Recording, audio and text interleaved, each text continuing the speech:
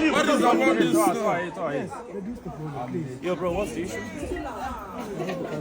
Okay. I don't want to arrest you.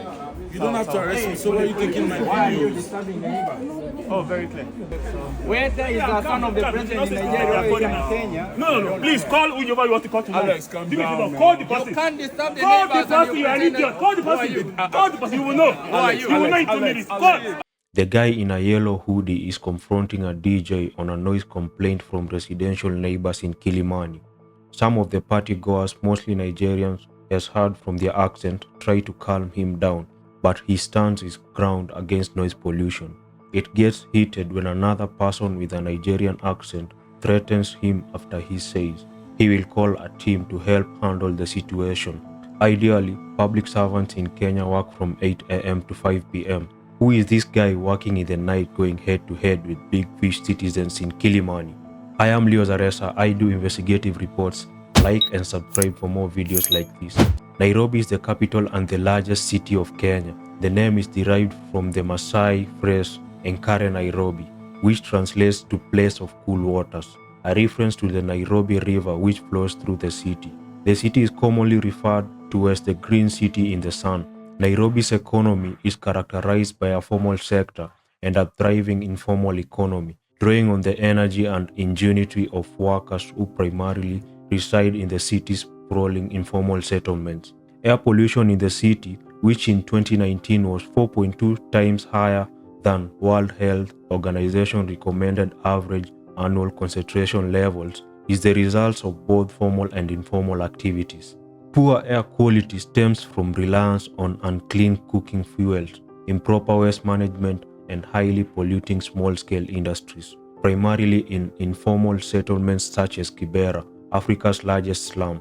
In contrast, Nairobi's traffic problems stem mainly from the city's urban elites, as 88% of the traffic on major highways comes from passenger vehicles, despite only 15% of households owning cars. This situation earned Nairobi the title of the fourth most congested city globally in 2019.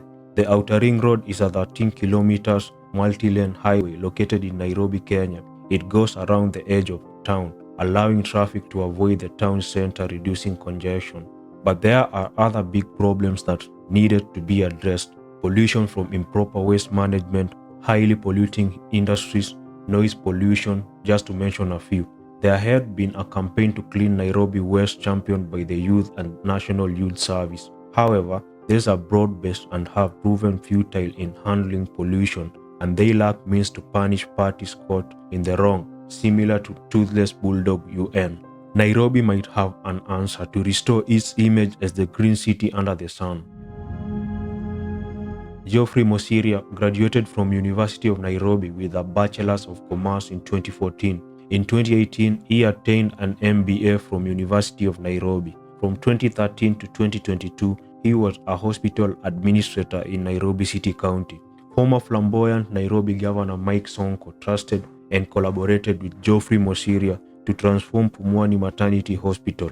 Sonko can confidently take the First Lady to Pumwani to deliver, unlike what most governors do. Some ferry their concubines to London for delivery and pretend to equip basic facilities that even their dog cannot afford to deliver there. Dubbed the chief officer turning around Nairobi's health sector, he has overseen the unveiling of the first intensive care unit at Mama Lucy Kibaki Hospital, significantly enhancing the hospital's capacity to handle critical care cases.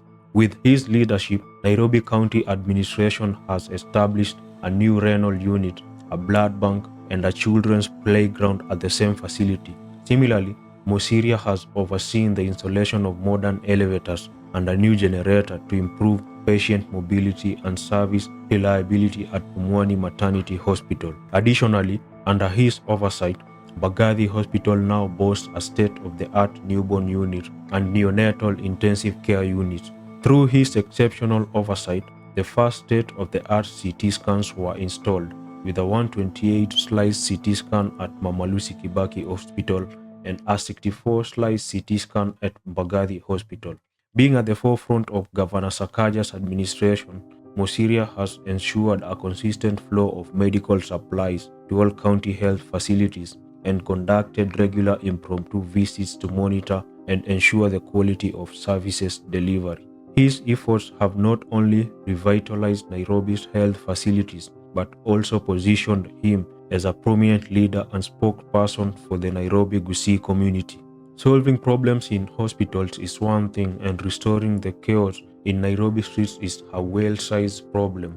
The Nairobi streets are categorized by hawkers on the footpaths, leaving almost no space for an already large population of pedestrians to maneuver. This forces pedestrians to compete with vehicles for walking space on carriageways, just to avoid some aggressive hawkers trying to lure pedestrians to buy. The solution for this, Sakaja tried to redefine the footpaths by laying curb roads along major Nairobi streets, but this did not solve the main causes. The curb roads and flowers planted were being destroyed by the brazen behavior of some matatu operators. Previously, a Termini project was launched and Green Park is one. It was constructed by Nairobi Metropolitan Services as part of the Nairobi Integrated Urban Development Master Plan and decongestion strategy, which will see public service vehicles terminate outside Nairobi city center as part of plans to streamline a sector synonymous with congestion and disorder. But it failed.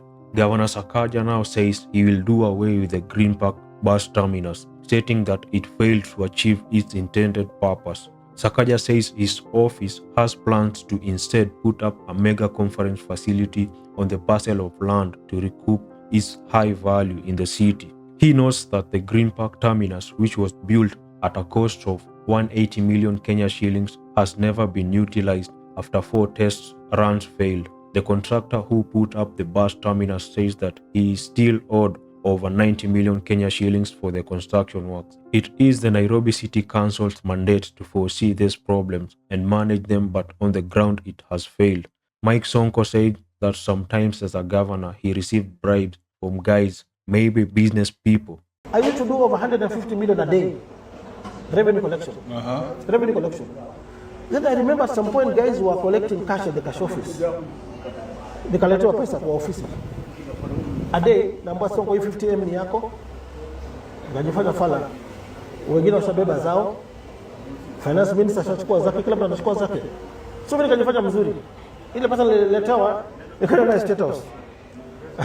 Let me hope that President Ruto will watch this.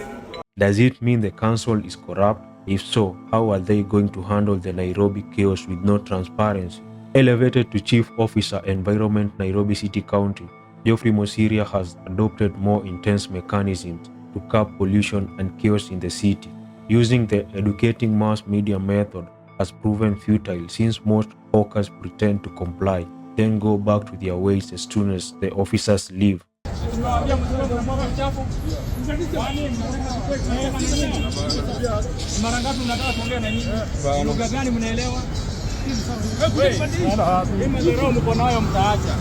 Now offenders are forced to clean their spaces under surveillance and the city mortuary as punishment. Mosiria has used TikTok to show the progress as a means to spread awareness to the public on the importance of health. On one trending video, he busted street food vendors in a dirty kitchen preparing kebab, boiled eggs and sausages supplied mostly near bus stations. He had already warned the same kitchen operators earlier, but it landed on deaf ears. This is surely matching the infamous Indian street foods. On noise pollution, Mosiria visited a cement manufacturing company based in Ngara, a residential area, yet Nairobi has allocated industrial areas. This is after receiving report from a resident of a concern on noise pollution and waste discharge to Nairobi River. The most controversial video is when he approached a group of seemingly Nigerian partygoers in Nairobi's affluent Kilimani. He tried to warn them about the noise due to a complaint from neighbors, but it turned chaotic. One man threatened him to call whoever he wants. Call whoever you want to call tonight. Alex, calm down, Call the person. You can't disturb the Call the neighbors. person, you are an idiot. Call the person. Call the person. You will know. You will know in 2 minutes. Call. Mosiria is doing a good job as seen from the video spread, but the main problem is he lacks enough power to enforce the broken laws. This is justified by the way some wrongdoers handle him and not seeing him as capable of doing anything. Maybe the cement factory tycoons are paying the 50 millions to the governor. Maybe, who knows? Maybe that's why some are untouchable. Nairobi County government is trying to decongest the CBD and its surrounding by relocating hawkers from Muthurwa to the newly Kangundo Road Market. Earlier, the traders took to the city streets as early as 3 a.m. to protest the planned relocation. The county government and other figures like Mosiria are trying to restore Nairobi's status as the green city in the sun. This will likely be achieved by establishing more extreme measures, such as punishment and fines to those found on the wrong side. Like, subscribe, and watch this awesome video next.